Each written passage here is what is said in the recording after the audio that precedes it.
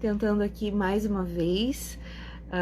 Essa live ela é muito importante, muito especial. E eu acredito que por esse tema ser tão relevante, a gente já tá começando, né, com alguns imprevistos. Então eu queria convidar você que está entrando a enviar essa live para os seus nova live e aguardar aqui a Paula entrar, que ela irá nos dar um testemunho. Essa live ficará salva, porque é algo que eu realmente acredito que vai salvar muitas vidas. Pode salvar muitas vidas. Então, já estou aqui convidando a Paula Caroline para estar conosco. Sejam bem-vindos. Essa live tem o título Curetagem pós-perda. É um testemunho de um milagre. Para quem crê, tudo é milagre, né? E eu sou dessas que crê. O milagre da espera é o nosso título. Sejam todos bem-vindos. Deixa eu ver se agora eu vou conseguir fixar o comentário.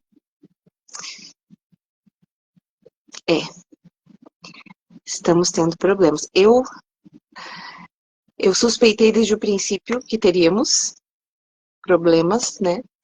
É um título bastante...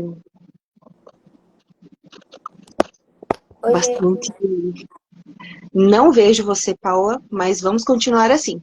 Eu acredito que essas, né, essas coisas que possam estar acontecendo, seja para que a gente não faça essa live, ela é realmente muito importante. Então eu não te vejo, mas eu te escuto muito bem. Vou perguntar para quem está nessa live, porque eu abri ela pela segunda vez agora. Se vocês estão vendo bem, estão ouvindo bem. E se estão vendo as duas, né? A mim Isso.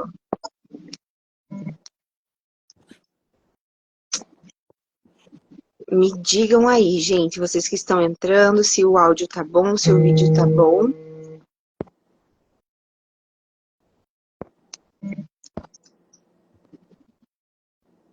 Ainda não recebi nenhum ok. Sim, a Ju. Obrigada, Ju. Sim, vendo e escutando as duas. Perfeito. Eu não consigo fixar o meu comentário e de ninguém. Mas o título dessa live é Curetagem pós-perda. No primeiro trimestre. O milagre da espera. Então, eu vou pedir para que você, Paula, se apresente aqui, né, para quem não te conhece, para que a gente possa dar início à nossa entrevista. E eu peço que você tenha paciência comigo, porque eu não estou te vendo, mas eu estou te ouvindo. certo. Bom, eu sou bem ruim com apresentação. No geral, eu não sei o que falar exatamente. Mas meu nome é Paula, eu tenho 25 anos, estou na minha segunda gestação. A minha primeira filha tem 1 ano e 4 meses, se chama Sofia, Maria Sofia. E estou de 30 semanas da Maria Anastácia. Eu sou dona de casa, empreendedora, faço artesanato e sou muito feliz vivendo essa vida. E, bom, acho que é isso, né? E aí, Val, você vai conduzir uma entrevista, né? Isso. Eu vou te fazer algumas perguntas, né? O nosso encontro se deu pela doutora Bianca Urbano, a quem eu sou muito grata, né? Então eu acredito que foi por aí que a gente acabou se seguindo. Eu realmente acho que foi esse o nosso ponto de convergência, né? Buscar por informações, por tratamentos naturais, você fala muito disso. Ela não disse, mas ela é empreendedora, ela vende inclusive xaropes incríveis, naturais, própolis, né? Tudo isso é algo assim muito novo na minha rotina agora de suplementação. Foi depois de viver algumas perdas gestacionais que eu comecei a olhar para esse lado. Então, a Paula, ela me ensina muito. Eu quero dizer para vocês assim que é um perfil que vale muito a pena seguir, além da rotina que ela tem com a Maria Sofia, esse cuidado assim dela mesmo como mulher. Paula, eu quero te falar assim que eu te admiro muito, principalmente assim aquilo que você compartilha da sua busca por conhecimento, de você ser tão nova e já estar se preparando para ter muitos recursos para os teus filhos. Então, assim, isso me motiva mesmo, assim, a te seguir de verdade. Eu gosto muito. E, Obrigada. gente, a nossa entrevista aqui, ela é um testemunho, como eu falei para vocês. Então, o pouco que eu aprendi nesses anos, né, como mulher, gestando também, foram 12 gestações ao todo, e eu tive 6 perdas gestacionais. Eu percebi que há, sim, uma deficiência na, na abertura da informação quando se diz respeito às perdas de primeiro trimestre.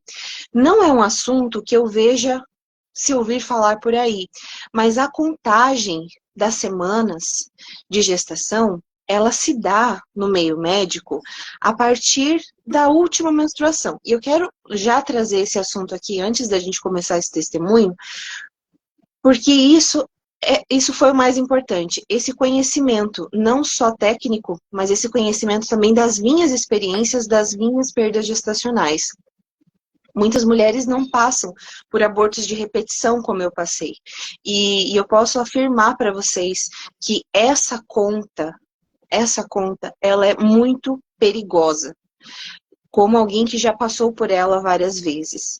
É uma conta que pode fazer com que você desmereça o início de uma gestação ou que você não se atente ao fato de que aquele pequeno embrião, como eles chamam, né? Ele ainda pode estar em desenvolvimento. Então, existe, sim, mesmo que alguns profissionais não encarem dessa forma, existe uma contagem diferente para a medicina do início da gestação. Qual é o marco? Veja, cada mulher é única, cada bebê se desenvolve de um jeito. Porém, um marco comum a todas nós mulheres é a data da nossa última menstruação. Então, esta é uma base geral para todas as outras gestações e para o desenvolvimento da contagem das semanas. Então, eu quero deixar isso muito claro para vocês.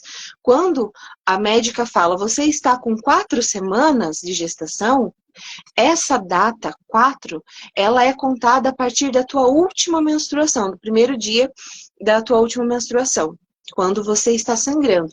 E nós sabemos que quando você está sangrando, você não está grávida.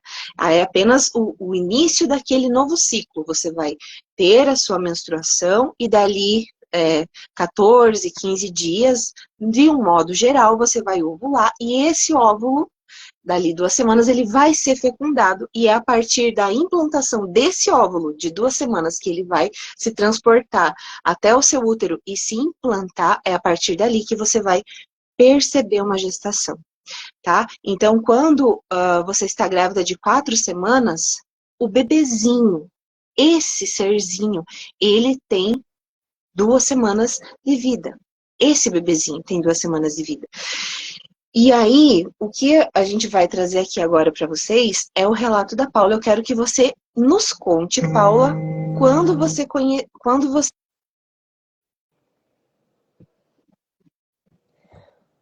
Opa, deu uma travada, mas já voltou. Sim, foi uma ligação que entrou, desculpe. Ah, ok, tudo bem. Você perguntou quando? Quando você descobriu que estava grávida dessa sua gestação, que é o nosso foco do testemunho aqui. Sim. O que acontece? Eu tenho uma bebê, né? A Maria Sofia, e ela nasceu em agosto do ano passado. Quando ela fez 8 meses, eu fiz o desmame noturno e foi aí que voltou a minha menstruação. Então, quando ela tinha 9 meses, eu descobri que estava grávida. No dia no dia 31/5, voltando um pouco, no dia 30/4, eu tive a minha primeira menstruação pós-parto, depois do parto da Maria Sofia. Foi quando ela tinha 9 meses, no dia 30/4. E aí, no dia 31/5, dia 31 de maio, eu desconfiei fortemente que estava grávida. Comecei a acordar de madrugada para fazer xixi, isso só aconteceu no início da gestação da Sofia. E daí eu falei, bom, vamos fazer um teste. E esse teste deu negativo, foi uma quarta-feira. Mas na minha cabeça nada tirava que eu estava grávida. E aí eu já tinha feito um teste, acho que 2 semanas antes, que tinha dado negativo também. Esse teste da quarta-feira deu negativo, claramente negativo. No dia, isso foi na quarta, no sábado de manhã, eu fiz um outro teste e apareceu uma linha praticamente invisível. Eu deixei uma foto salva num destaque no meu perfil chamado Gravidez 2. Eu não consegui trazer o teste aqui, mas tem uma linha assim Gente, da praticamente curiosidade. invisível. E se eu não me engano, eu mandei foto desse teste pra você, né, Val? Sim, sim. E eu Mandei já pra te dei os parabéns. isso. Ela, não, com certeza você tá grávida. Não tem dúvidas. Só que eu ainda fiquei um pouco assim, né? Porque tava muito fraquinha, muito mesmo. Assim, o meu marido não conseguiu enxergar a linha, mas eu consegui enxergar. E aí, no sábado à noite, eu voltei para ver esse mesmo teste e a linha tava um pouquinho mais escura, mas muito fininha, muito fraquinha. E aí, no sábado à noite ou no domingo de manhã, desculpa, eu não lembro, no dia 3/6, eu fiz um novo teste e esse sim deu para ver claramente uma linha, uma segunda linha, ainda bem fraquinha, mas já bem visível. E aí eu mandei para a Valquíria, olha, confirmado. E aí ela falou, bom, para mim já estava confirmado desde aquele segundo teste que você fez e me mandou, desde o primeiro que você me mandou, já estava confirmado. E me mandou os parabéns e tudo mais. Isso foi no dia 3/6, que eu realmente caiu a ficha, sim, que eu estava grávida. Eu, inclusive, trouxe aqui, acho que não vai dar para ver, mas ó, aqui a segunda linha, ela vai ficando mais forte, né? Mas ela dá pra Sim. ver que é uma linha bem fraquinha. E aí eu até pensei, bom, estou bem no começo, porque as linhas estão bem fraquinhas e alguns dias antes deu um negativo. E aí foi aí que eu descobri que eu tava grávida, Val. Isso. E para quem não entende ainda como funciona essa detecção do beta-HCG, que é um hormônio que esses testezinhos eles detectam na nossa urina, ele só começa a ser produzido pelo corpo quando o bebezinho se implanta no nosso útero. Então, aquela longa caminhada que ele percorre lá das trompas, né, do óvulo ser fecundado, lá próximos aos ovários, ele precisa percorrer. E essa descida dele até ele se implantar pode levar ali 1 semana, 2 semanas. Então, você pode só perceber, né, os sintomas de uma gestação depois que esse hormônio começa a ser produzido, e é a partir da implantação. Por isso que também é importante falar aqui que muitos métodos contraceptivos, muitas mulheres não sabem, por isso eu quero frisar, eles podem ocultar um abortamento, porque a maioria desses métodos ele vai tirar a camada do endométrio, não vai fazer com que você menstrue. Então esse bebezinho que iria se implantar e iria mostrar para você através desses sintomas, primeiros sintomas, você pode não perceber ele. Ele pode chegar até o útero, não encontrar a caminha, não encontrar esse ninho onde ele pode se abrigar e ele vai embora como uma menstruação, como um sangramento, e você jamais irá saber que engravidou, porque não haverá esse resquício do beta-HCG no teu corpo, tá? Então, ele tende também a dobrar, a multiplicar a cada 48 horas, eu acho que no início é isso, a cada 48 horas você percebe esse hormônio dobrando de valor. Então, os testes mais sensíveis, eles conseguem detectar 25 mil unidades, eu acho, se eu não me engano, é algo assim, ou milhares, alguma coisa assim. Então, quanto mais sensível o teste, mais você vai ver positivo no começo. E existem alguns testes que não têm tanta sensibilidade. Talvez, naquela sensação de eu estou grávida, eu acredito verdadeiramente que você já percebe ali a fecundação. Eu tenho essa experiência com as minhas gestações. Eu sempre percebo antes de ver o positivo, propriamente dito, nesses testes. Então, eu tenho essa experiência em ver o positivo muito fraquinho logo no começo, o que seria aproximadamente 3 semanas depois da última menstruação, ou seja, aquele bebê estaria implantado, né, estaria ali há pouco mais de uma semana. E o que acontece nesses casos?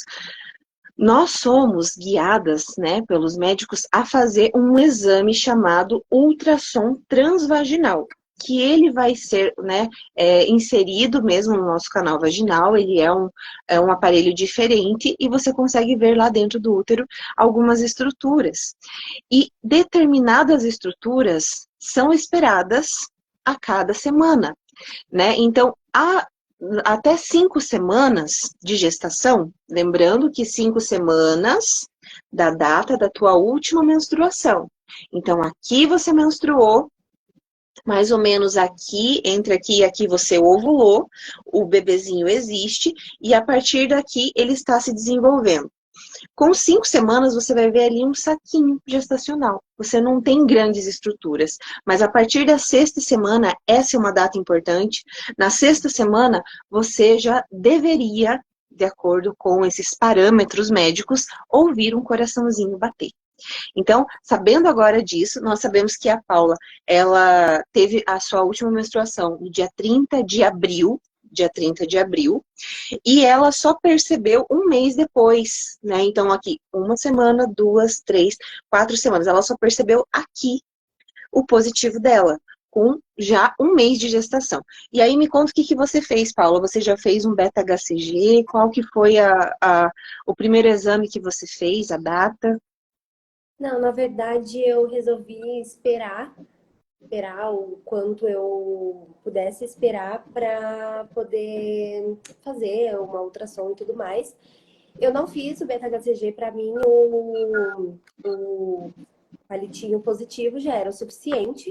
Na primeira Uhum. gestação também. Então eu resolvi não fazer nenhum exame de sangue para confirmar, nem nada do tipo. Mas aí no dia 12/6 eu realizei um outro teste para poder iniciar o pré-natal. Eu faço o pré-natal pelo SUS e aí lá a gente tem que fazer um teste na hora para poder comprovar, né, que tá gestante. Então no dia 12/6, de manhãzinha, umas 9 horas da manhã, eu fiz um outro teste que deu positivaço. E foi esse o único exame, entre aspas, que eu fiz de novo.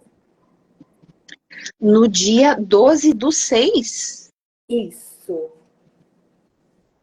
Certo. Então, a sua menstruação foi dia 30/4. Você descobriu positivo no dia 3/6, ou seja, um mês depois, né?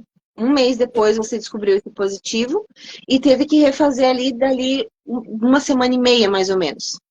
Isso. E estava positivo. E aí você começou a dar início ao teu pré-natal e o primeiro exame solicitado geralmente é esse, que é o transvaginal, que eu contei para vocês, que vai identificar qual é né, a estrutura que vai ser visualizada ali, para ver se esse bebezinho está compatível com a data da tua última menstruação, para ver se ele está se desenvolvendo dentro desses parâmetros. E aí, Paula, conta pra gente, quando você fez esse teste, esse exame? Então, na verdade, eu tenho o porquê que eu fiz esse exame, né? Eu já posso contar? Pode sim. Tá, então o que acontece? No dia 12/6, eu fui ali no postinho para iniciar o meu pré-natal. Isso foi de manhã. E no mesmo dia, ali depois do almoço, mais ou menos umas 2, perto das 3 da tarde, umas 2 da tarde, eu fui no banheiro e saiu um filetezinho rosado, um muco um sangue, assim, um filetezinho de sangue mucoso, rosado. E na teoria eu estaria de 6 semanas e um dia, segundo a data da última menstruação, que foi no dia 30/4. E aí eu fiquei um pouco preocupada, né? Porque sempre dizem, olha, qualquer vestígio de sangramento na gestação, independente da fase gestacional, é um sinal de alerta. Então, vá para o hospital. E foi o que eu fiz. Fui pro hospital, mas assim, gente, foi um filetezinho bem pequenininho de muco E eu rosado. vou abrir um parênteses aqui bem grande. Em algumas mulheres, isso é muito comum acontecer durante a implantação. O bebezinho, ele ainda está se afundando ali no endométrio. E essa coloração rosada, ela pode também ser um sinal de nidação, que é o bebezinho se afundando no endométrio. Esse escape, ele pode acontecer tanto na coloração rosada quanto amarronzada. Então, isso é muito comum. Quando eu fico gestante, eu sinto antes desses sintomas, assim como você, tipo, estou me achando grávida. Dali a Aham. algum tempo, esse é um dos primeiros sinais.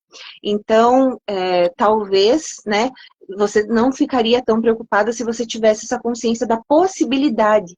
Inclusive, esse sangramento amarronzado, não sangramento, é um corrimento como se fosse final de menstruação, que acontece ali, pode ser por 1, 2 dias, ele também é um sinal de que esse bebezinho está bem implantadinho ali. Esse sangramento não necessariamente é um sangue vivo, ele é essa mesma coloração.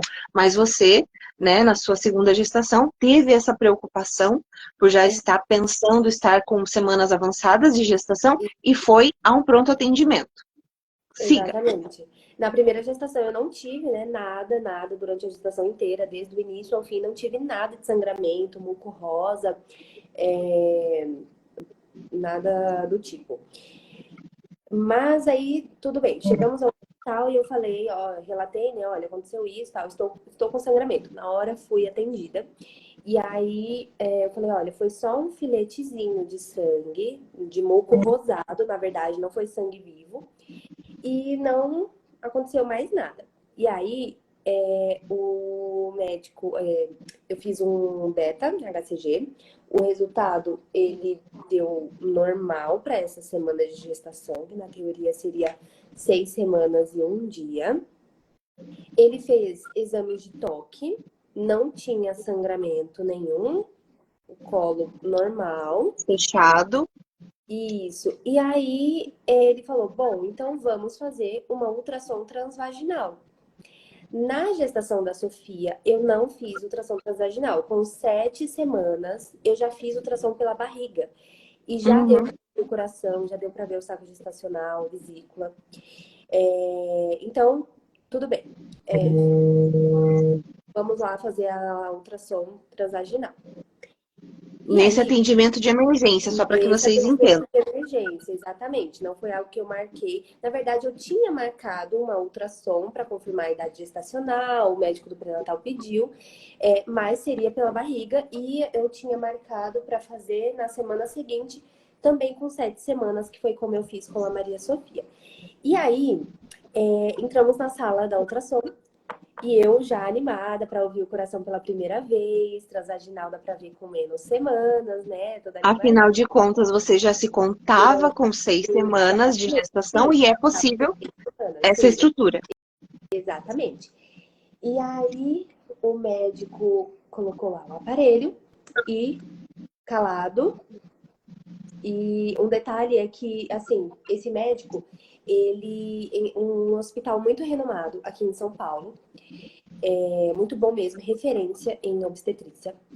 Esse médico, ele entrou na sala, não deu boa tarde, não cumprimentou, entrou, não conseguia, ele precisava pôr o preservativo no aparelho da ultrassom, né? Não conseguia abrir o pacote, ele claramente não estava bem. Eu percebi a sala, porque ele não cumprimentou a mim, o meu marido, a moça que estava acompanhando, ele não conseguia abrir o pacote, estava assim meio desnorteado. E aí, ele foi fazendo a ultrassom, fazia assim, franzindo a sobrancelha. E aí, em pouquinho tempo, ele ficou muito pouco tempo, assim, acho que 2 minutos de ultrassom, ele só virou a tela para mim e falou: olha, você tá vendo isso aqui? Isso aqui é uma gravidez inviável e a sua gestação evoluiu para uma doença na placenta chamada mola datiforme. E aí ele levantou e perguntou pro meu marido: você ouviu o que eu falei? Meu marido respondeu sim, e ele: tudo bem, boa noite. E saiu da sala. E aí, posso seguir, Val? Pode seguir, mas em primeiro lugar, você sabe, eu sinto muito por isso, mas não é incomum. Muitas mulheres, nesse primeiro exame, muitas mulheres, eu quero enfatizar isso, e eu fui uma delas que passei das 12 gestações que eu descobri, em várias, eu não cheguei a fazer a conta de quantas, mas a primeira que isso aconteceu foi a do José Francisco, que foi minha quarta gestação. É, é uma gravidez inviável, o bebê não desenvolveu. E eu tinha descoberto o positivo. E eu estou falando isso para vocês porque naquela época, o José hoje tem 6 anos, né? Então, há quase 7 anos atrás. Já é perceptível essa falta de tato, essa falta de humanidade no tratamento de uma mulher que se descobriu grávida, né? Um momento feliz, muitas vezes. E isso acontece com muita frequência nesse primeiro ultrassom, de ser dado uma notícia muito fria. O bebê não evoluiu, né? Sem se tocar, e isso é algo que eu já quero deixar registrado aqui desde o começo. Esses laudos de exames, eles têm escrito lá embaixo que a gestação, cada bebê é único, cada feto é único, se desenvolve da sua própria maneira e que pode haver um equívoco de 2 semanas para mais ou para menos. 2 semanas para mais ou para menos é um período, né, praticamente um mês ali, né, que pode dar diferença, onde você pode ou não visualizar estruturas como um coração batendo. Então, um bom médico, né, o bom ultrassonografista, ele vai te deixar muito tranquila, mesmo que ele não veja esse tipo de estrutura. Ele vai pedir, no mínimo, que você aguarde ali 2 semanas para repetir esse exame. E vai te deixar tranquila em relação a isso, pedir para que você acompanhe com os exames de sangue para ver como é que está a evolução do beta-HCG, progesterona, e tem outros fatores para isso. Então, um médico que te trata assim, eu posso afirmar, isso já é uma violência obstétrica. Isso já é algo que você não deve passar, não deve aceitar como algo normal. Mas vamos lá, passado a minha coleriquice, continuando. Vamos lá. E aí eu até trouxe aqui as imagens dessa ultrassom. Vocês não vão conseguir ver muito bem, né? Mas tá aqui realmente não tem nenhum saco gestacional. Tem algumas manchas no útero que poderiam ser hematomas e tudo mais. Porém, eu saí com um diagnóstico de gravidez molar, que inclusive alguns médicos recomendam um tratamento com. Eu esqueci, a Valquíria acho que vai saber, é um tratamento de câncer? Eu só quero falar uma coisa. Eu não estou vendo agora a imagem, mas eu lembro que você compartilhou comigo. Isso. Nesse primeiro ultrassom, que eu me lembre, eu falo para você que é possível visualizar o saco gestacional, sim. É na Só que, e segunda, daí na parece. segunda ultrassom, a do dia seguinte. Porque eu lembro que ele falou assim, o saco está com aparência irregular. Eu falei para você, não está. Lembra? Eu Aham, falei, isso ele foi não na está com uma ultrassom do aparência dia irregular. seguinte. Isso foi Ele na só ultrassom. não Eu falei, ele só não tem, você não vê a vesícula vitelínica, você não vê uma outra estrutura, mas isso, até mesmo a depender do aparelho, você não tem uma nitidez tão grande nas imagens, né? Mas enfim, e nisso, teoricamente, você estaria com 6 semanas, no Isso. dia E que você fez. daí eu já saí com esse diagnóstico de gravidez molar, que ele colocou aqui, doença trofoblástica gestacional e ausência de saco gestacional.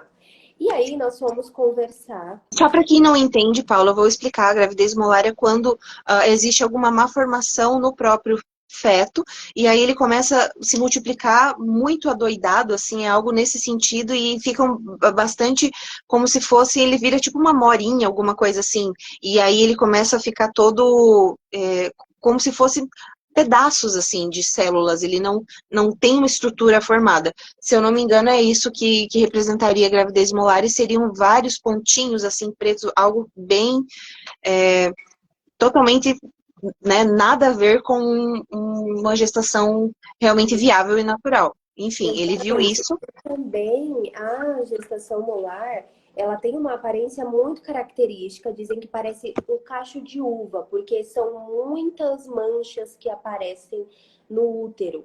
E no meu caso, dá realmente para ver algumas manchinhas assim, mas nada parecido com esse tal cacho de uva, bolinhas Sim. bem formadinhas. E aí, tudo bem.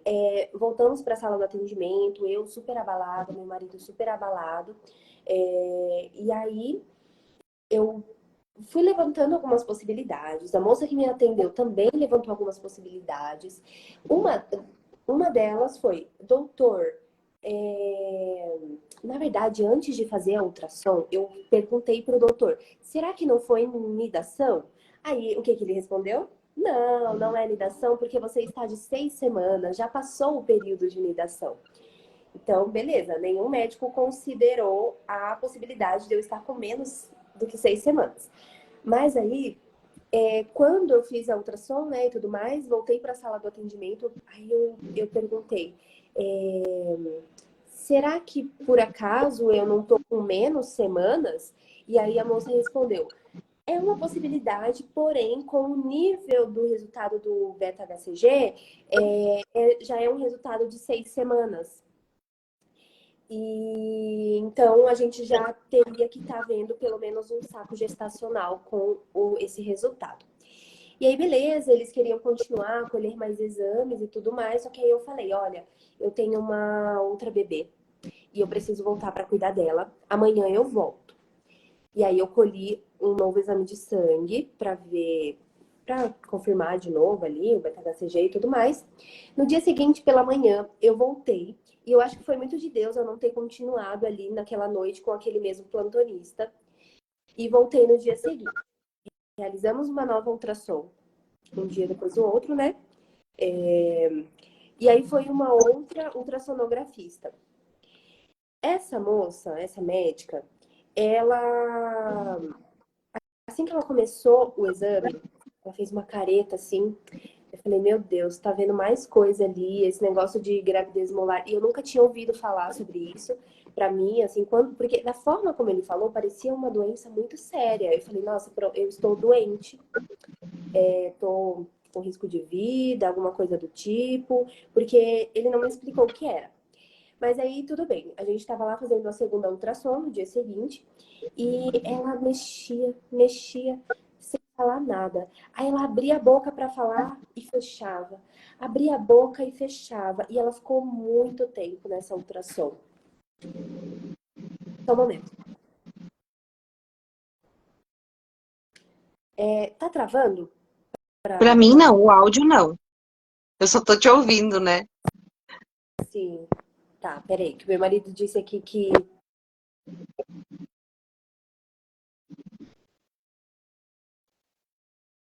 Gente, essa live, nós já tentamos entrar uma vez e tivemos problemas. Essa é a segunda tentativa, né? Então, esse relato, ele realmente é muito importante. Eu quero que vocês que estão aqui com a gente, ouvindo, saibam que ele pode sim salvar vidas, porque tem muita informação de quem passou pela experiência de ser atendida por médicos que não sabiam, enfim, tanto a forma de tratar uma gestante numa possibilidade de um aborto espontâneo, né? Então vocês já se preparam, já se preparem, já informem, né, as vossas amigas, de que isso pode acontecer. Esses médicos que fazem ultrassom no primeiro ultrassom, eles, a maioria, eu não quero generalizar, existem profissionais excelentes, mas eu passei por 12 gestações E a grande maioria não tem esse cuidado de olhar para aquela individualidade de uma mãe que está gestando um filho e, consequentemente, uma alma para Deus. Muitos não têm essa noção. São só números, são... Paula, eu não estou te identificando aí, né? Então, Tá, estou aqui já. tá. Melhorou? Sim, acho que sim. O pessoal pode confirmar se está me vendo, me ouvindo bem. Né, já informar que estou narrando para vocês aí que essa live ela está tendo alguns problemas, mas eu realmente acredito que é porque o assunto ele é muito delicado. Ele é muito delicado, ele é muito importante mesmo, tá? Então, estamos compartilhando experiências com vocês reais. Se alguém puder aqui só informar que está ouvindo bem, que o áudio tá bom, eu infelizmente não vejo. Eu tô vendo, a tela para mim tá só eu aqui. Mas o que importa é a mensagem chegar. Isso. Bom, então eu vou continuar aqui. Qualquer coisa se travar, aí vocês avisam e eu volto pro Wi-Fi. Certo. E aí, Ó, por aqui não está travando, está tudo certinho. Obrigada, Dani. Muito obrigada. certo. Então vamos lá. Nessa segunda ultrassom, Do dia seguinte. isso, no dia seguinte, Obrigada, Kênia. essa médica, ela fazia a ultrassom assim, demorou muito tempo, e abria a boca para falar e fechava, e fazia careta e franzia a sobrancelha, assim, muito confusa. E aí ela falava, mas não, peraí, deixa eu confirmar aqui. Ela claramente estava muito confusa. Provavelmente ela estava tentando encontrar o que aquele médico do dia anterior viu. E aí ela falou: bom, olha, vou explicar aqui para você. Existe um saco gestacional, coisa que o médico do dia anterior disse que não tinha saco gestacional. Ela falou: olha, não, na verdade ela falou assim, ó, parece um saco gestacional. Só que o que eu acredito é que ela estava com um pouco de medo de contrariar aquele médico, entendeu? O laudo do primeiro médico. O dia Então anterior. ela falou, olha, parece um saco gestacional, parece que tá aqui, mas se realmente não tem nenhuma vesícula dentro, a gente não consegue observar nenhum bebê, não tem batimento.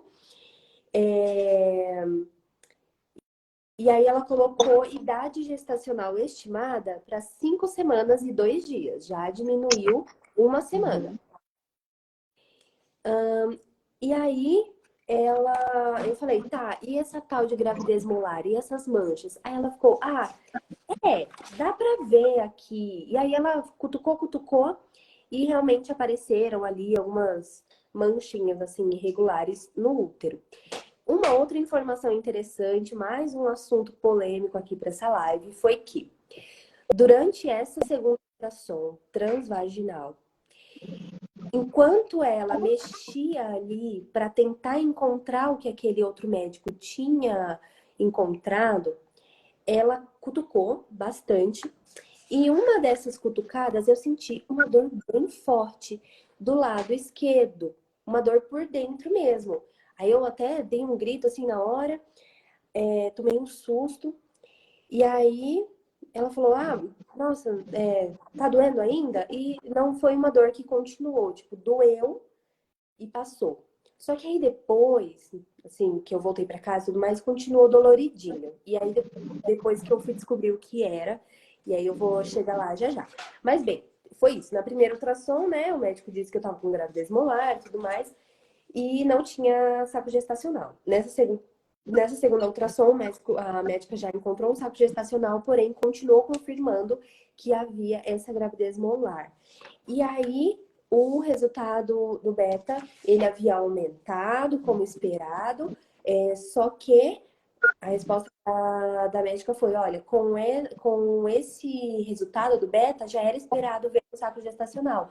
Então, um saco gestacional não, desculpa, batimentos, né? Ouvir batimentos.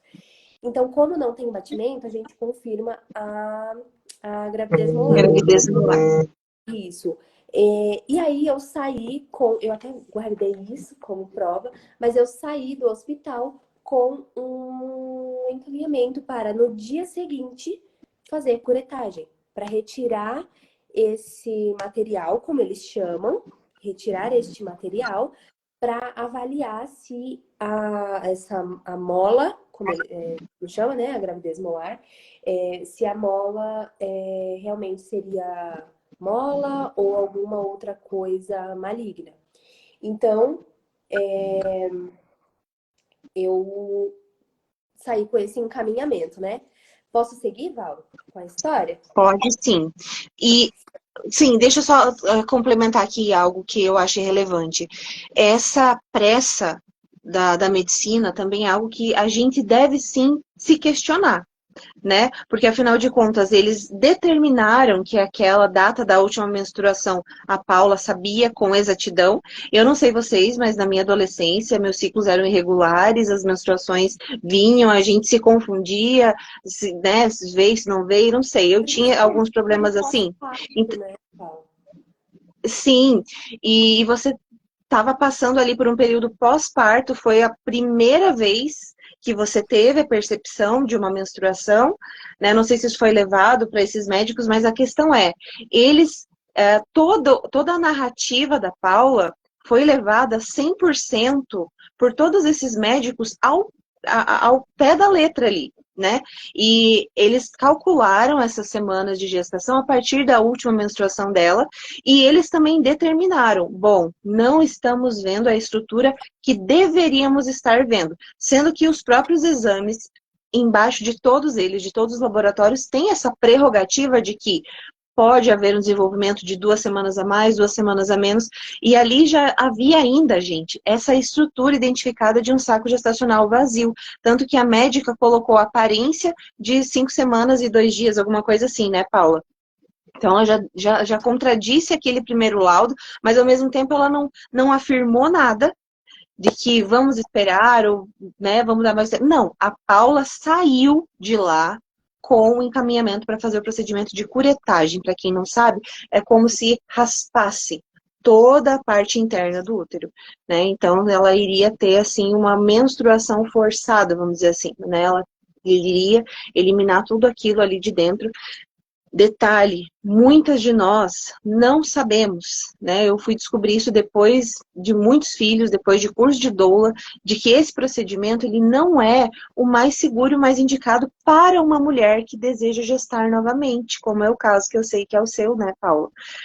Você estaria aberta a ter outros filhos. E esse procedimento pode deixar marcas no útero, pode deixar cicatrizes, ele pode sim ter algumas consequências que, na maioria das vezes, não nos são dito, né? Então, ela saiu de lá com aquela guia e faria no dia seguinte, é isso, né? Paula? Gente, eu não estou conseguindo ver a Paula. Vocês podem me dizer se ela está por aqui ou se estamos travadas? Porque essa live, gente, ela está realmente sendo, assim, desafiadora, né? Alguns temas aqui nessa plataforma, eles restringem muito o alcance, eles restringem as visualizações. Isso realmente acontece. A última live que foi falado sobre perdas gestacionais, ela está estagnada no meu perfil. Não tem contagem, mesmo que as pessoas compartilhem, alguns referenciais ali aparecem, mas ela, né? Quênia, eu tive aborto retido. A médica me orientou a aguardar o corpo expelir naturalmente. A Paula não está mais aparecendo. A Paula está voltando aqui, deixa eu chamar ela, tomara que agora eu consiga visualizar, já convidei ela de novo. E isso que você falou aqui, Quênia, é uma conduta médica bem conservadora e a ideal, né? É se aguardar o corpo expelir naturalmente, mas muitas mulheres, para se pouparem, eu acho que da dor e do sofrimento, que já é grande sabendo de uma perda, é como se você não passar por esse processo natural, né, dessa limpeza natural do seu corpo, você pudesse eliminar uma parte do sofrimento. Eu não acredito nisso. né? Mas infelizmente alguns profissionais pensam dessa forma. Vamos resolver o problema, é um problema. Ela já está sofrendo, vamos tirar o sofrimento. Vamos pular uma etapa. Eu já convidei a Paula aqui, vou convidá-la de novo. Só que agora eu não tô te vendo. Eu também não estou E te meu vendo. áudio tá pra mim. Voltou. E o áudio está bem baixinho, né? Eu realmente acredito que eu até fiz, gente, vou compartilhar com vocês porque vocês sabem que eu sou católica, meu perfil, né? Vocês têm bastante conhecimento disso, acesso à minha fé. Eu realmente acredito que isso se torna uma guerra espiritual aqui, né? De levar esse conhecimento a mais mulheres. São Miguel, ó. Eu já vou pedir a intercessão dele para que essa live ela fique estabilizada, para que realmente seja um canal, uma condução da verdade. Eu pretendo futuramente deixar essa live salva no YouTube também, deixá-la disponível em outras plataformas. O senhor sabe do meu desejo. Eu desejo realmente que mais mulheres recebam esse conhecimento.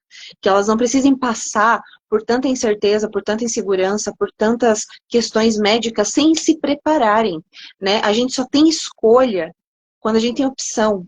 Enquanto uma mulher recebe um documento, ó, você vai fazer esse procedimento, e ela não tem uma alternativa, ela não tem para onde olhar, ela não recebe uma outra informação de que, como por exemplo, você mesma disse, né, Kênia, você pode esperar expelir naturalmente, tem esse risco. Enquanto ela não tem opção, ela não tem escolha. Tá me ouvindo? Paula? Paula sumiu para mim de novo. São Miguel Arcanjo, defendei-nos no combate, cobri-nos com o vosso escudo contra os embustes e ciladas do demônio. Ordene-lhe Deus, instantemente o pedimos. E vós, príncipe da milícia celeste, pela virtude divina, precipitai ao inferno a Satanás e a todos os espíritos malignos que andam pelo mundo para perderem as almas. Amém. Tô aqui, Val. Amém.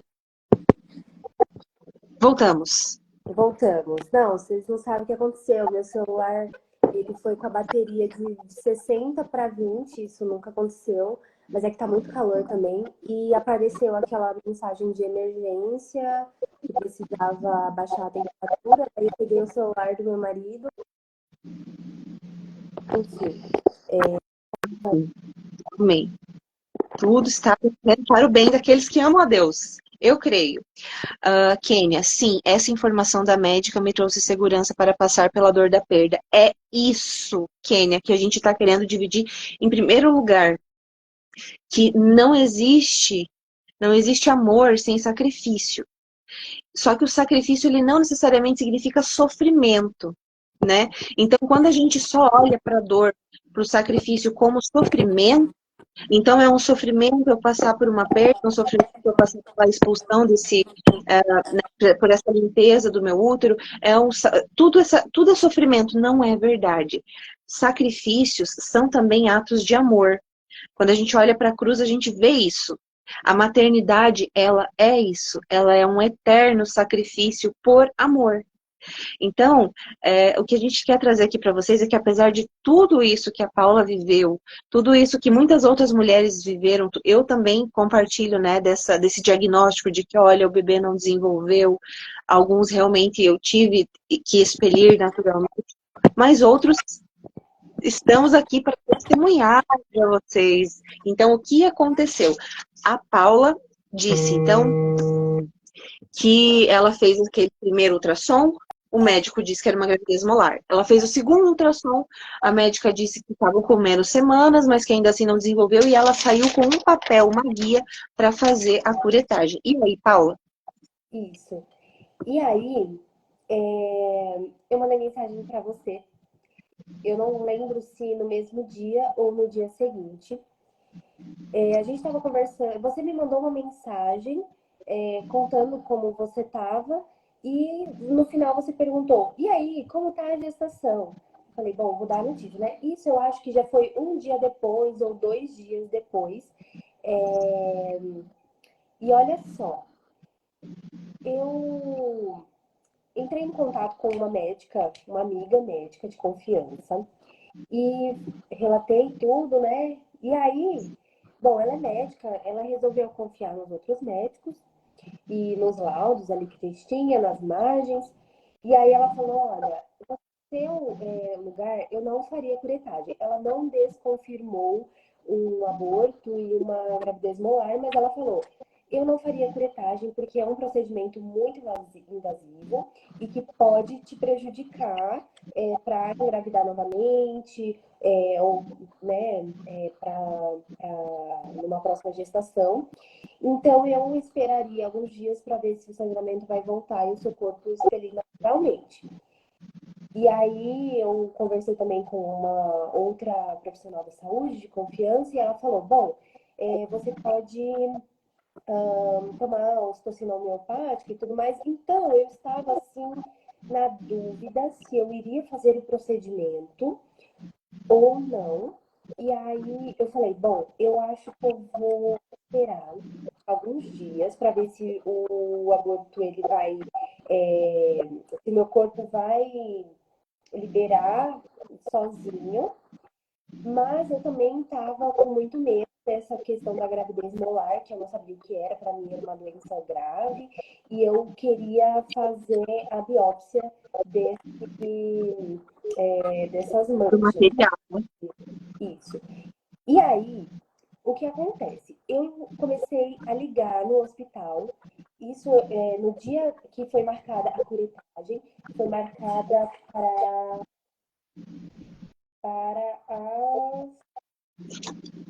as 10 da manhã. E aí, de manhãzinha cedo, eu comecei a ligar no hospital pedindo para adiar. Eu não lembro que dia da semana que foi, mas foi no início da semana. Eu queria adiar o procedimento para sexta-feira, porque aí ia me dar tempo de decidir. Eu acho que era uma quarta, e eu queria adiar para sexta. E eu ligava no hospital e cada departamento me transferia para outro departamento, falando que não era com eles. E assim, eu juro para vocês, eu fiquei umas 2 horas tentando remarcar esse procedimento e eu não consegui.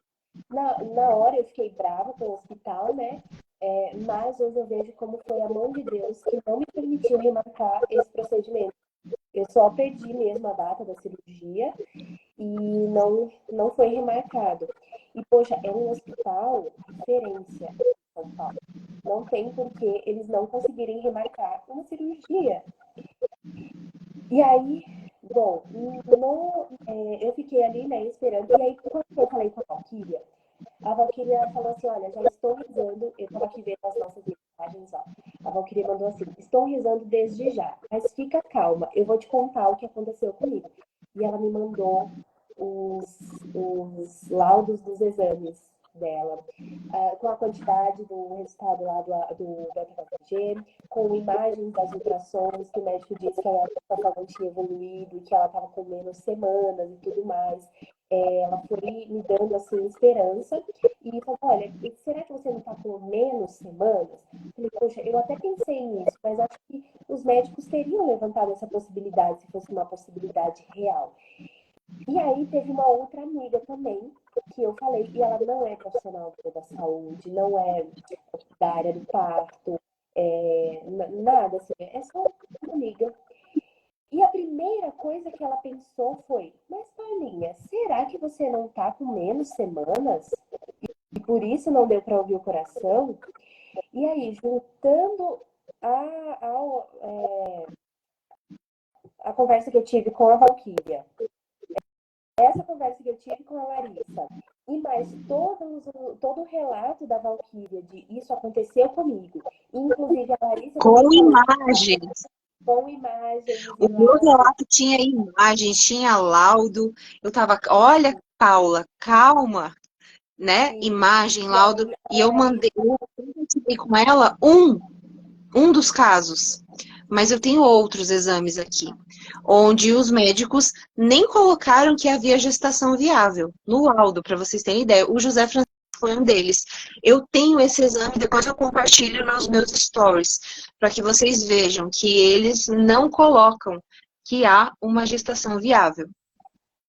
sim. E aí a Larissa também falou, olha, aconteceu com uma amiga minha, e o dela foi mais específico aí. Ela falou assim, aconteceu com uma amiga minha de receber um diagnóstico de mola, de gravidez molar, e na verdade ela não estava. E aí eu falei, bom, isso não deve ser coincidência. Se a Valkyrie me falou que já aconteceu de receber um diagnóstico de que uma gestação não tinha evoluído, e a Larissa agora vem me dizer também que ela tem uma amiga que uma gestação que teve esse diagnóstico de gestação molar e ela não estava, então eu vou só esperar. E aí eu resolvi não tomar a vacina para o meu corpo expelir naturalmente, né? E eu vou só esperar. Mas assim, desde a primeira faísca de esperança que eu tive, eu não desisti mais. O meu marido, ele até ficou muito em dúvida. Ele falou, não, toma ocitocina e tal, porque ele ficou preocupado comigo de estar alimentando o que não existia. Mas eu, de verdade, a minha faísca de esperança de que esse bebê estava se desenvolvendo só foi crescendo dia após dia. E aí, bem, o dia lá do acontecido foi no dia 12 e no dia 16, eu acho que uma sexta-feira, nós resolvemos ir numa clínica que faz ultrassonografia, e lá não precisa marcar horário, é só chegar e fazer por ordem de chegada. E então a gente não precisaria marcar nem nada do tipo. Nós fomos e resolvemos não falar nada. Então a gente chegou na sala e falou: é a primeira ultrassom. Acabei de descobrir uma gestação e estou fazendo aqui a primeira ultrassom. E não falamos nada que a gente já passado por toda a situação. E aí, a médica falou: olha, pelas semanas, pode ser que a gente não encontre a vesícula, que a gente não encontre um bebezinho e não dê para ouvir o coração. Mas tá tudo bem? É porque tá muito novo. Mas vamos fazer, né? E aí, assim que ela colocou o aparelho, tava lá o saco gestacional formadinho, formadinho. E aí ela falou: olha, realmente, aqui ó, tô mostrando aqui, meu querido, o saco gestacional formadinho, bonitinho, confirmadíssimo que eu estava grávida. Só que aí ela falou: olha, realmente a gente não consegue ouvir os batimentos ainda, mas não tem por que se preocupar. Você tá com poucas semanas, então é normal. Só que aí eu vou te pedir para em 10 dias você voltar e refazer o exame. Que pode ser também aí, né, ela como profissional da saúde, com outras possibilidades, uma gestação, esqueci o nome, Valquíria, que é quando tem o saco, mas realmente não se desenvolve um bebê, né? Poderia ser uma gestação anembrionária, mas ela teve esse cuidado de dizer, sim, você está grávida, porque um saco gestacional só é formado a partir de um óvulo fecundado, meu povo. Então, Exatamente. se há um saco gestacional, sim, você está grávida. Essa confirmação, você ouvir isso de um médico também valida aquilo que a gente sabe, que a vida começa desde a concepção. Então, quando os médicos veem um saco gestacional vazio e falam, olha, você não engravidou, não tem nada aqui, é muito terrível. É muito terrível. Sim. E aí, aí ela falou, olha, não conseguimos ouvir e tal e tudo mais, volte daqui a 10 dias. Porém, eu identifiquei aqui um descolamento ovular, que chama no início da gestação, né? Que depois, se for um pouco mais para frente, é o descolamento de placenta. Exato. E aí ela falou, olha, é um descolamento grande, você teve sangramento? Aí eu contei para ela, olha, aconteceu isso e aquilo, e inclusive eu estou com um diagnóstico de gravidez molar. Ela falou, o quê? Não existe nada, nada, exatamente nada que caracterize mola, que caracterize uma gestação molar. Quem foi esse médico que te deu esse diagnóstico? E ela me deixou muito segura de que não existia essa gravidez molar. Ela falou, olha, a sua parede do útero tem mesmo manchas, mas é normal. Você está no início de uma gestação, podem existir algumas manchinhas ali. Esse saco gestacional ainda está ali tomando forma, esse bebezinho ainda está se desenvolvendo ou não, né? Mas é simplesmente Sim.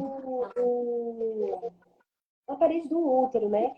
E aí ela identificou esse descolamento. E, gente, vocês lembram que eu falei que Ela tinha, da segunda ultrassom, eu fiz a primeira, que eu recebi o diagnóstico. No dia seguinte, a médica cutucou bastante para Você tentar sentiu encontrar dor. essa tal de gravidez molar. Eu senti uma dor forte. E aí, a médica dessa terceira ultrassom, na mesma semana, ela identificou. Ah, e foi uma ultrassom pela barriga, tá? Não foi outra transvaginal, eu não quis fazer mais. Ela identificou um descolamento exatamente no lugar onde eu tinha sentido a dor. No E lado, aí, né? eu falei para ela, olha, eu senti uma dor durante a ultrassom, tá. E ela, mesmo ela sendo uma médica boa, assim, que tinha me dado, né, esperança da gestação e tudo mais, ela falou, não, mas ultrassom não acarreta nenhum risco de causar descolamento. E se você põe no Google ultrassom transvaginal pode causar descolamento, você não vai encontrar nada. Em todos os sites que você entrar, em todos os médicos que você ouve falar, todos eles vão falar que é 100% seguro e não traz risco para o seu bebê, para sua gestação. Mas eu sou a prova viva de que eu tive um descolamento causado durante uma ultrassom transvaginal. Então, ó, para todos os Eu meus sei que amigos, eu talvez sempre existam aconselho. pessoas que futuramente, talvez pessoas futuramente, ou pessoas da área da saúde, pessoas que se formaram, né, pelo sistema, com as informações que o próprio sistema traz, que, assim, invalidem totalmente o que a Paula está falando aqui, tá, gente?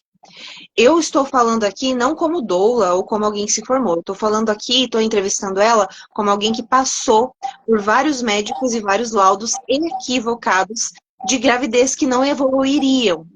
E evoluíram. Tenho meus filhos aqui. E eu passei para Paula a minha experiência, não a minha formação acadêmica, não a minha formação como profissional doula. Eu passei para ela aquilo que eu vivi, porque é diferente, tá, gente? Então, assim, por mais que alguém diga que um ultrassom pode 100% seguro, que não acontece nada, existem outros dados, existem sim. Escuta o que eu tô falando para vocês. Existem sim estudos que comprovam que determinados aparelhos ultrassônicos, eles podem sim gerar, inclusive, lesões ao tecido do embrião.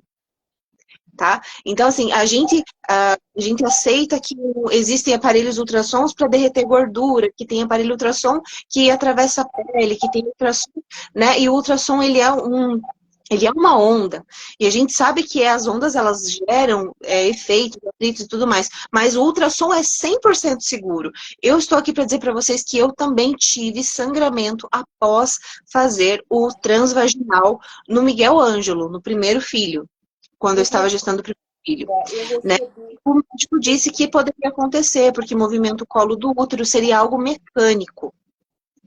Mas a Eu, Paula está diferente, né? Ela sentiu uma dor. Talvez possa ter sido algo mecânico, mas isso não desconsidera o fato desses outros estudos, tá, gente? Que existiu sim um aparelho que ele provocava comprovadamente lesão. É claro que esse estudo ele é bem antigo e dizem que essas máquinas foram todas retiradas do mercado, né? Mas é possível que algum hoje ainda esteja descalibrado? É possível?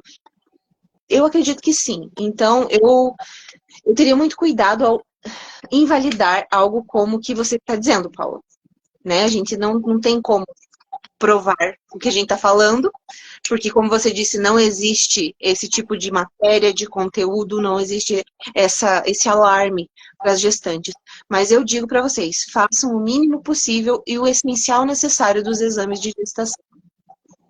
Siga, Isso, Paula. inclusive, no dia em que eu resolvi postar, né, o relato de tudo que aconteceu, uma moça que eu conheço, ela disse que teve uma perda gestacional após, no mesmo dia, de uma ultrassom transvaginal que o médico fez com total indelicadeza e quando, algumas horas depois, ela teve um sangramento forte e perdeu o bebê.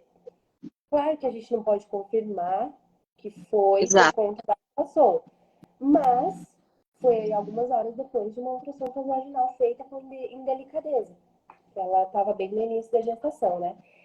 Mas bem, e aí no dia 16 de junho, eu fiz essa ultrassom e tudo mais, e aí eu fiquei alguns dias de repouso. Não tive mais sangramento, porém eu sentia uma dor ali onde estava o descolamento. E aí, no dia 3 de julho, mais ou menos quase 20 dias depois, eu voltei naquela mesma clínica que eu havia feito a última ultrassom e tava lá um coraçãozinho forte batendo, uma bebezinha se desenvolvendo, o descolamento já bem mais fechadinho e realmente colocou para quase 2 semanas a menos do que a data que eu, na teoria, estaria. Eu estaria de 9 semanas e um dia naquela data, dessa ultrassom, porém aqui ela colocou, eu não estou encontrando, 9 semanas e um dia, 8 semanas, com possibilidade de ter uns 4 dias para menos ainda. E aí, bem, confirmado, né, que eu estava grávida, inclusive hoje eu fui fazer a ultrassom da minha bebezinha, cadê o rostinho dela? Vou mostrar para vocês, meu pequeno milagrezinho, a Maria Anastácia, de 30 semanas. Eu fiz uma ultrassom, essa foi eu não estou fazendo todas as ultrassons, assim, não fiz morfológica, não faço ultrassom todo mês. A última ultrassom que eu havia feito foi com 21 semanas, para acompanhar também, né? Solicitação do médico, é um médico de confiança. Graças a Deus eu encontrei um médico muito bom, de confiança, integrativo. E aí hoje eu voltei com 30 semanas e 3 dias e provavelmente foi a última ultrassom se ele não solicitar por algum motivo, né? Então é isso. Se você quiser saber mais alguma coisa, quiser que eu conte mais alguma coisa, vai. Eu quero falar assim, quero falar, bendito e louvado seja Deus por essa vida, por essa espera, porque eu sei que isso é um testemunho muito poderoso, apesar da nossa live ter ficado pouco comprometida, eu sei que o áudio não ficou 100%, tá bem baixinho, espero que um dia a gente possa ter esse teu relato, né, mais claramente, assim, que você possa se posicionar nessa defesa, né, da vida desde o início, porque você passou por algo que, infelizmente, não é incomum. Só que muitas das mulheres que saíram com esse laudo, que saíram com o papelzinho para fazer uma curetagem, às vezes elas já até entraram no hospital, descobriram que não evoluiu e já fizeram o procedimento. E talvez vão descobrir só agora que elas poderiam ter esperado expelir naturalmente. Não estou dizendo que todas o bebê iria se desenvolver como o seu. A gente relata aqui como um milagre, né? Mas infelizmente é algo muito comum. É muito comum. Na mesma semana que você estava passando por isso, eu acho que poucas semanas depois, outra amiga muito próxima também passou por esse diagnóstico de seu bebê não desenvolveu e vamos fazer uma curetagem. A mesma coisa que eu falei para você, eu falei para ela. Claro, juntando isso, unindo isso à nossa fé, à nossa oração, também pedi, né, para que você até mencionei sobre Santo Estevão da Hungria, né, que foi aquele onde eu pedi uma ajuda do céu e que Deus me inspirasse, algum amigo do céu, para que me ajudasse nessa batalha, né, contra esses abortos de repetição, e eu tive essa inspiração de consagrar o útero, né, a Nossa Senhora, aquela que gestou o menino Deus. Porque seria um território, assim como o dela recebeu o próprio Deus no seu corpo, eu queria também ser fértil, fecunda e poder receber os filhos de Deus no meu ventre. Então, quando eu fiz essa consagração, né, para que através de Maria, através do sim dela, o meu sim também fosse dado a Deus, eu compartilhei isso com você, compartilhei isso com essa minha amiga, e essa gestação dela também foi uma gestação que evoluiu. mas com menos semanas do que se acreditava no início. Então, eu quero dizer assim para vocês que estão ouvindo essa live, para vocês que vão ouvir depois, esse testemunho, ele é lindo. É claro que podem haver várias nuances aqui. Por exemplo, uma das questões que foram levantadas, né, Paula, que alguém falou para você que poderia ser uma gravidez gemelar, por exemplo. E por isso seu beta-HCG ser tão alto no início, o que é comum numa gravidez gemelar. E um dos bebês não terem se desenvolvido. Então, assim, várias teorias podem ser trazidas aqui, mas isso não diminui o fato de que é um milagre você não ter ido para uma curetagem. Essa alma estar no teu ventre, se desenvolvendo bem, né? Outra possibilidade, uma ovulação tardia. Então, com aquela primeira menstruação, você não ovulou dali 2 semanas, como seria o previsto. Ovulou um pouco depois, descobriu a gravidez muito no início. Estava dando aí uma diferença de 2 semanas, 1 semana e meia, enfim, e por isso você não viu todas as estruturas. Independente do que quer que tenha acontecido, um fato é, a medicina ela está complicadíssima para nós que queremos gestar os filhos de Deus nesse mundo. Porque não há empatia, na grande maioria dos casos, né? Você, na terceira médica, você pegou alguém que te olhou nos olhos e falou, olha, vamos esperar, né? E eu, por experiência própria, também digo, não existiu na minha história esse primeiro exame com um médico que tivesse fé e confiança naquela gestação. A maioria vieram com diagnósticos precipitados de perda gestacional, gravidez anembrionária, não desenvolvimento, não vejo o coraçãozinho batendo, é um aborto espontâneo, e aí, como eu já tinha histórico, né, sempre, praticamente em todos, o único que eu vi depois, né, com quase 12 semanas que eu descobri uma gravidez assim, super já mais avançada, foi a do Miguel Ângelo. Os outros todos foram bem no início, então eu já estou... olha, Paula, eu não percebi que você quer porque eu não estou te vendo. Vou te aceitar.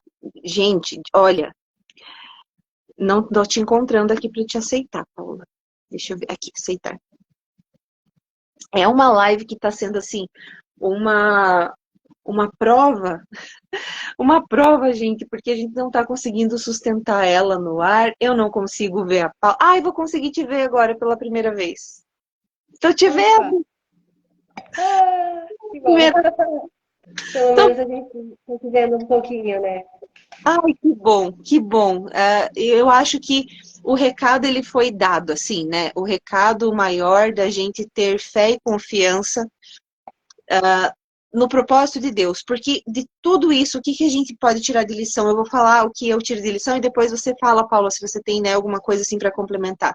É que a medicina, ela é muito boa. Ela é muito boa, ela alivia o sofrimento humano. Só que nisso de aliviar o sofrimento humano, eles se antecipam muito. Quando eu digo para vocês que a curetagem, ela existe, que bom que ela existe, porque existem alguns procedimentos que realmente o corpo da mulher ele não expele de forma natural, ela pode vir a desenvolver uma infecção, e aí esse procedimento existe, ok, ele é muito bom. Agora, você colocar num quadrado que aquela mulher que chegou aqui com 6 semanas, eu não ouvi o coração, eu vou encaminhá-la para uma curetagem, sem trazer para ela as consequências da próprio histórico ginecológico dela, que ela pode ter problemas para engravidar futuramente, que ela pode ter cicatrizes no útero dela, que seria muito melhor se ela expelisse de forma natural. Esse imediatismo em aliviar o sofrimento, ele nos traz riscos.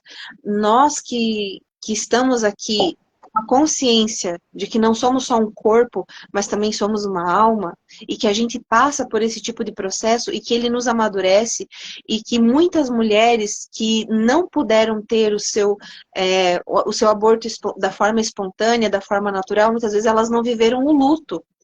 Então, a gente está tratando assim, de vários assuntos, de vários temas, de várias circunstâncias que a gente poderia, assim, cada uma delas apontar de várias formas. Talvez hoje você seja uma mulher que viveu uma curetagem precoce e gostaria de ter essa informação. Então, passe ela para frente, né? Foi permitido que fosse assim contigo. por falta de conhecimento, talvez, mas esse conhecimento precisa ser passado para frente. E lembrá-las que a gestação humana, ela chega de 40 a 42 semanas também de vida. Nós que desejamos o parto natural podemos esperar tranquilamente até 42 semanas. E muitos médicos vão dizer, se não nascer até 40, farei uma cesárea. Se não nascer até 41, farei uma cesárea. Vamos começar com métodos de indução, sendo que existe, sim, esse delay. Conheço profissionais, mais uma vez trago aqui, não é assim que eles aprendem. Eles aprendem, início da gestação é na data da tua última menstruação, podendo nascer dali 40 a 42 semanas. Eu não entendo dessa forma. Eu entendo como as índias entendiam. Eu entendo como as antigas entendiam. São 40 lua. 40 lua é 40 semanas. 40 semanas de bebê. Não 40 semanas de última menstruação. É 40 semanas da fecundação. Eu entendo dessa forma. Por isso que as 42 semanas para a medicina, para mim, são as 40 semanas do bebê. As 42 semanas da medicina, vou falar de novo, para mim, que acredito nos antigos, que acredito na tradição, que acredito nas 40 luas, são as 42 semanas da medicina. Ou seja, eu chegar até lá, eu tô chegando nas minhas 40 semanas do meu filho. Tranquilo, tranquilo, sem nenhum tipo de ai meu Deus, 41 semanas e 6 dias. Carlo Antônio nasceu 41 e 5, Maria Clara nasceu 41 e 6. Se esse bebezinho chegar a 42, tranquilo. Pode vir antes? Pode. Pode vir depois? Até 42. Tranquilo. Vai, Paula, me diga você, o que você aprendeu com isso agora gestando a Maria Anastácia? E eu acho lindo, queria que você compartilhasse também o significado do nome dela, porque eu já vi num post e é muito bonito o nome dela. É a história dela, né? Sim. Bom, eu aprendi a ser muito mais cautelosa e hoje tendo mais informação, né? Ser mais calma, de certa forma não confiar tanto na medicina, porque né, um baita erro desse poderia ter custado a vida da minha filha, que é uma enorme alegria para minha família. Não vejo a hora de conhecê-la. E também, assim, eu acredito que Deus permitiu que eu vivesse tudo isso para poder salvar algumas vidas, que eu também eu pudesse ajudar outras mulheres. Quando eu postei no meu Instagram, deixei salvo ali no destaque, vira e mexe, eu recebo algumas pessoas que nem me seguem, que lá no perfil por algum motivo, vê aquele destaque e me mandam mensagem. Nossa, eu estou passando por situação semelhante, estou com medo de fazer operação, o que você acha? Então, olha, uma amiga minha me mandou esse destaque porque ela acha que pode estar passando pela mesma situação. E depois essa mulher volta e conta que a gestação está evoluindo e que foi engano. Mas, bem, é isso, assim, eu aprendi a ser mais esperançosa também, né? Quando a Valkyria me deu a primeira faísca de esperança, nossa, eu lutei assim, acho que eu nunca tinha lutado tanto pela vida. Claro, não pela vida de um bebê, né? Já que tinha sido minha segunda gestação, mas coragem, assim, de acreditar tanto no poder da vida, sabe? E aí, sobre o nome da Anastasia, acontece que quando nós estávamos nesse período lá no hospital, o meu marido estava lendo um livro O áudio para mim sobre ficou mudo, o mas pessoal, tá agora me eu tô te escutando? vendo. Agora voltou. Aham. Tá, eu tô falando sobre o nome da Anastasia. Perfeito. Quando nós estávamos nesse período ali no hospital, nesse período de angústia, o meu marido estava lendo um livro sobre a história da igreja. E aí estava passando sobre a história de Santa Anastácia, uma santa ortodoxa. E lá conta sobre a origem desse nome. Anastasia significa ressurreição. Então, tem inclusive uma devoção à santa, que foi uma pessoa, a Santa Anastácia, que foi de Marte, ali dos primeiros séculos, e ela está na oração eucarística primeira, que foi uma das primeiros séculos. Mas também existe uma devoção à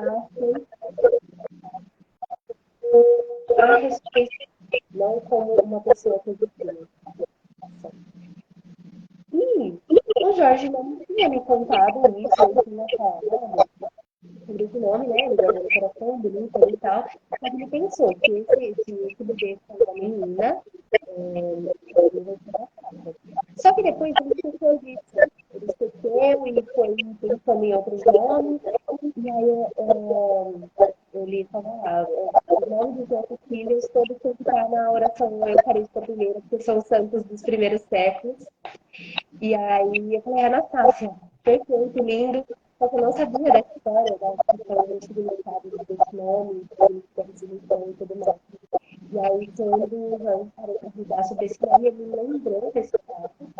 E realmente, quando a gente para pensar, é claro que a Anastácia, ela não ressuscitou, né? Porque ela sempre esteve aqui, ela não morreu, ressuscitou, mas é como se tivesse.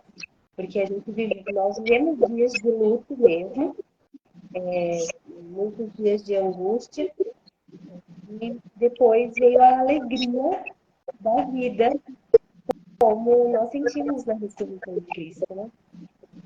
A alegria da vida pela morte, que venceu a morte, e acho que não poderia ter sido outro nome. Não, não poderia. Esse nome é lindo e eu também não vejo a hora de conhecer a Anastácia e que ela leve com o nome dela essa boa nova, né? Porque ela vai ser um sinal, ela já é um sinal de Deus, mas eu tenho certeza que ele vai querer usar assim da história dela, da tua história, porque é algo que precisa ser divulgado. Porque como você mesmo relatou, muitas mulheres chegam no teu perfil passando pela mesma situação. E eu conheço muitas outras que passaram por essa situação, além de ser uma própria dessas que Sim, passou. inclusive, eu tenho uma amiga que ela é enfermeira e ela já trabalhou nesse hospital. E ela me falou assim, olha, esse é um dos hospitais que mais tem, que mais faz curetagem. Mas em todos os hospitais a taxa de curetagem é muito grande, porque infelizmente hoje a medicina a preocupação principal da medicina, infelizmente, em geral, né? Não são todos os médicos. A gente encontra, assim, graças a Deus, médicos bons e que se preocupam com a saúde e a vida das pessoas. Porém,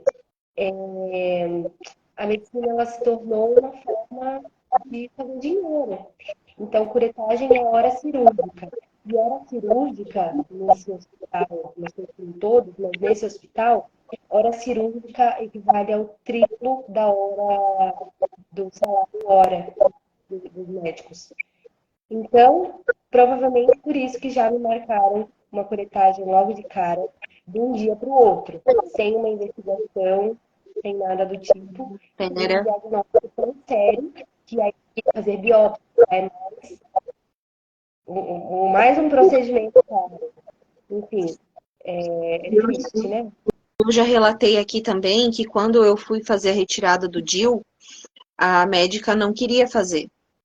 E ela disse que ela só faria se eu aceitasse fazer como um procedimento cirúrgico.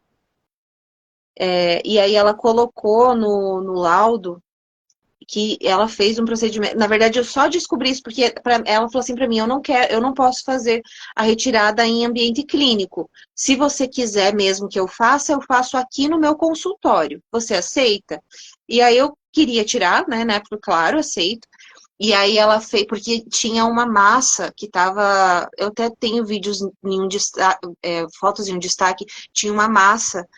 Parecia um saco gestacional. Eu confesso que eu fiquei tão apavorada com a possibilidade de ser um bebê e eu não pedi biópsia, eu não pedi. Eu fiquei muito chocada por aquela imagem. Ela disse que ela não sabia o que era, mas assim, gente, parece muito mesmo um saco gestacional impregnado, assim, grudado no DIU.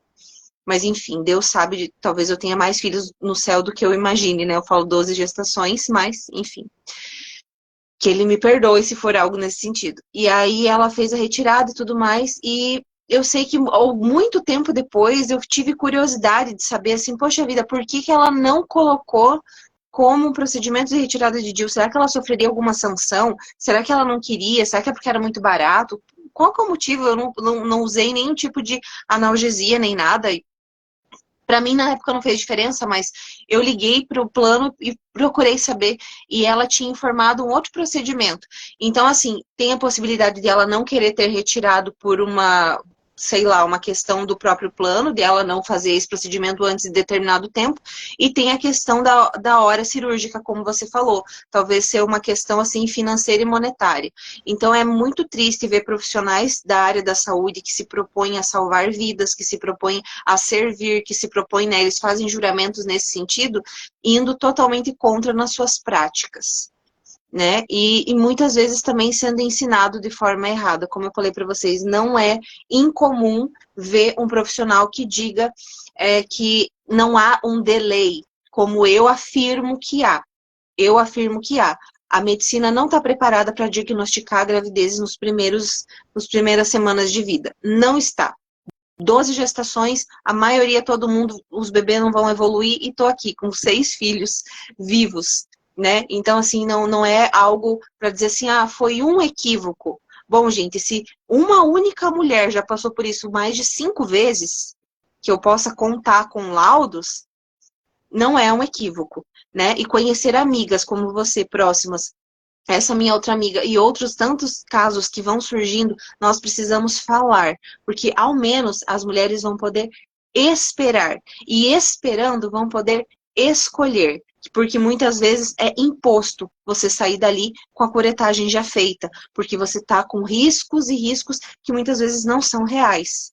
Se não há febre, se não há sinal de infecção, se não há mau cheiro, se não há nenhum outro sintoma, é possível esperar o bebê ser expelido naturalmente, você passar por e por esse evento natural, né? Um aborto espontâneo pode acontecer com qualquer uma de nós, mas é um evento natural, não é algo que o fato de eu tirar raspando ou fazendo um procedimento deitada numa maca com analgesia, com várias profissionais, seja menos invasivo do que você ter o sangramento na sua casa, do que você viver aquele luto, do que você viver aquele momento, né? Então, a medicina, muitas vezes, ela pode nos levar a erros muito grosseiros que nós só vamos pagar esse preço depois, quando a gente tiver o entendimento.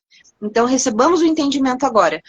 Saibamos a verdade agora, para que a gente possa ao menos escolher. Se uma mulher ainda assim escolher uma curetagem, ela está consciente dos riscos, até mesmo para o futuro ginecológico dela, que não são trazidos à tona, né? Então, eu queria convidar você que está aqui nessa live, que ouviu essa live até o fim, se você conhece alguma história de alguma mulher que passou por algo assim, eu tenho certeza que se a gente compartilhar isso, a gente vai ver que é muito, muito mais comum do que a gente imagina, e a gente vai poder também alcançar muitas outras mulheres com essa verdade, de que o milagre, ele existe, mas ele exige também tempo, né? Então, o seu milagre chegou, mas através da espera dele, né? Você não antecipou, não quis eliminar o sofrimento, você foi ainda muito mais forte do que eu imaginei, porque eu dizia para você, espera mais uma semana para fazer. Eu sei que você ficou assim muito tempo, ainda não fiz, né? O exame, eu falo, meu Deus, ela já podia ter feito nas minhas contas, né? E você ainda assim ficou naquela vivência da incerteza por muito mais tempo do que eu, por exemplo, ficaria. Sim, eu queria não ter erro mais, sabe? Não dar margem para o erro. Porque, no fundo, eu tinha certeza do que estava acontecendo, né? Quando eu comecei a ter esperança, ela só foi crescendo.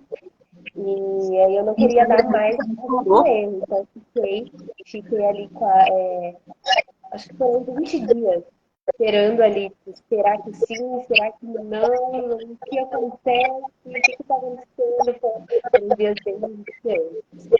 E eu acho que agora talvez não caiba nessa live, né, Paula? Mas você pode, aos poucos, compartilhar o que você fez nesse momento de espera e incerteza, sabe? Compartilhar aonde estava o teu pensamento, aonde estava o teu coração, porque quando a gente vê essa fagulha de esperança, como você diz, ela acende em nós também essa confiança de que eu também posso esperar, eu também posso viver, eu não preciso ficar, olha quantas pessoas reagindo aqui do lado, que lindo, né? Eu posso também, se ela conseguiu, parece que quando é possível para uma de nós, é possível para todas nós. Né?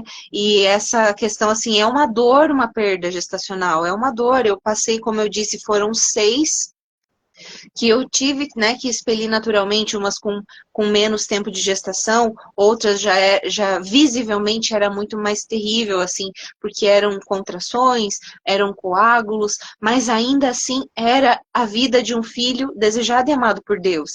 Então, aquele parto, mesmo que tenha vindo ali um natimorto, também era a história do nascimento para a vida eterna daquela criança, né? E eu aprendi uma coisa que eu vou compartilhar com vocês agora que passo por perdas gestacionais, talvez em primeiro trimestre, como é o caso da quase perda, né, que a Carol viveu, que a Paula viveu. Eu sempre contei esses filhos, por exemplo, a data provável do parto. Então o nascimento dele seria daqui 9 meses, mas eu tive o sangramento nesse mês. Mas o nascimento seria lá. E começava a contar o nascimento daquele mês que nasceria de fato. E aí eu entendi que não, que o nascimento desse bebê, o verdadeiro nascimento para a vida eterna, era no momento daquele sangramento. Então, enquanto eu sofria a dor, enquanto eu passava pela perda, enquanto eu via sangue, na verdade, havia vida naquele momento, vida para o céu. O colhimento daquela alma era naquele momento. Então, eu passei a não mais contar como a data provável do parto, o nascimento do filho que eu perdi, mas naquele dia que para mim era de muita dor, de muito sofrimento, de ver indo embora aquele sonho. Aquele dia, na verdade, era o dia de maior alegria para aquela alma. Então, talvez isso possa fazer sentido para alguém que possa ver isso depois. Sim. A primeira experiência que eu tive de quase perda, né, na verdade, foi com 22 semanas da Maria Sofia, que eu fui no banheiro e quando eu fui dar descarga, estava tudo vermelho. Depois eu descobri que não foi um sangramento útero, eu estava com uma infecção urinária um pouco mais avançada e o sangue saiu na urina. Mas, enquanto eu não sabia disso, a caminho do hospital, no início eu um choque de filha. Depois, eu estava numa festa de casamento, eu era madrinha. E então eu estava assim, num lugar super afastado, meio difícil. E até chegar no hospital, um caminho bem longo, assim, quase 1 hora de distância. E nesse tempo, assim, eu lembro de eu deitada no banco de trás do carro, pensando, o Senhor é o dono da vida. Então é o Senhor quem dá a vida e é o Senhor quem pode tirá-la. Eu te peço que preserve a vida da minha filha, mas o Senhor tem o controle de tudo. Se for da tua vontade levá-la, me dê a confiança de para minha família e para essa menina. Eu já sabia, né, que era uma menina e tudo mais. Então, nessa segunda experiência, o meu coração descansou muito mais na certeza da vontade de Deus, da bondade da vontade de Deus. Então, brevemente, assim, o resumo de como estava o meu coração, eu estava confiante na vontade de Deus. De que existem coisas que nós não temos controle. Uma perda gestacional, desde que você esteja ali cuidando, você está se cuidando, está em condições de... está provendo condições de gestação, a partir daí, eu não tenho controle. Se esse bebê... Bom, eu estou de 30 semanas da minha matar, mas eu não sei como vai ser amanhã. Eu não sei se amanhã ela ainda vai estar. Isso não me causa nenhuma tristeza, falar isso. Porque eu estou dando o meu melhor para que ela se desenvolva e nasça e cresça e vire uma mulher.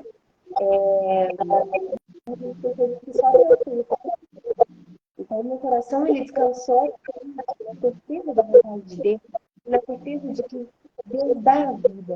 E Deus pode tirar ele por motivos que só ele entende. E eu poderia, né, ter todo o direito de ficar triste, mas entender que Deus dá a vida e ele pode tirar. E Deus é o único dono da vida. Amém. E que tudo concorre para o bem daqueles que o amam. Essa é a certeza. Aproximando o meu parto, eu faço das tuas as minhas palavras. É algo que a cada nascimento, não sei como é para você, mas já saindo do tema da nossa live, agora indo para, né, para esse finalmente, que é o encontro, o grande encontro, eu acredito que o verdadeiro encontro se dará no céu, né, e onde eu vou rever esses meus filhos que já estão lá, e o nosso desejo é que os que estão aqui também cheguem lá. Então, quanto antes a gente for para lá, melhor é para a alma que vai, mas que aqueles que ficam sejam preparados para esse encontro, para esse momento, né, nesse serviço. E que o Senhor somente nos leve daqui quando Ele achar e entender que nós cumprimos a nossa missão. Então, aí, eu me darei por satisfeita, né? Então, o Senhor me faça santa, do jeito que o Senhor quiser, não do jeito que eu imagino, do jeito que eu quero, porque tudo é graça.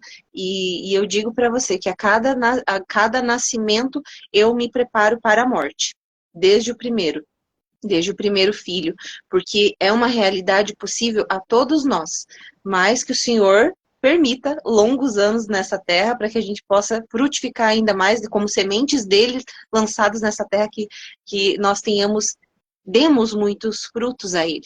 E a tua vida, eu vejo, Paula, ela é uma vida muito frutífera. Por mais nova que você seja, poucos filhos, que você tenha, 2 não é pouco, né? Já é muito para o nosso tempo, mas você entendeu o que eu quis dizer. Que você possa ter essa vida fecunda, assim como suas filhas, seu casamento, seu Instagram também. Então, gente, sigam a Paula. Tem muita coisa para a gente tirar dela ainda, que ela nem sabe, mas ela ensina muito, às vezes até mesmo só quando ela aparece, assim, né? Essa resignação, conformidade com a vontade de Deus, assim, você vê que é uma mulher que está nesse caminho. Então, vale muito a pena segui-la, tá bom? Então, eu vou encerrando por aqui. Paula, eu queria falar com você horas e horas e horas. Eu acho que a gente vai ser, assim, dessas que vamos ter amizade pro resto da vida e vamos fazer muitas lives. E um dia você vai vir pro Mato Grosso do Sul, que você já está convidadíssima. Obrigada. Fica Tem também o lugar. convite para o Raul. Um dia vai acontecer, nós vamos nos encontrar. Mas venha você para cá primeiro, porque você tem menos gente para eu conseguir acomodar. Porque se eu for para ir com a minha tropa, não vai dar muito bem. Muito obrigada por esse teu relato. Espero que um dia a gente possa fazer outro relato de várias outras coisas, dar continuidade. E vocês mandem, gente, perguntas para ela, mandem, enfim, mensagens. Eu gostaria que vocês realmente seguissem. É isso. Sigam a Paula. Sigam a Paula e aprendam muito com ela, assim como eu tenho aprendido. Obrigada, gente. Obrigada quem esteve até aqui. Para a Valquíria, um bom parto. Se a gente não se falar até o Estevão nascer, que Deus abençoe seu parto. Estou rezando por esse nascimento. Eu quero fazer um print agora que nós estamos as duas na live. Bom, Easy. Pronto, salvei. Então é isso, gente. Um beijo. Vou deixar essa live salva e depois eu vou subir para o YouTube.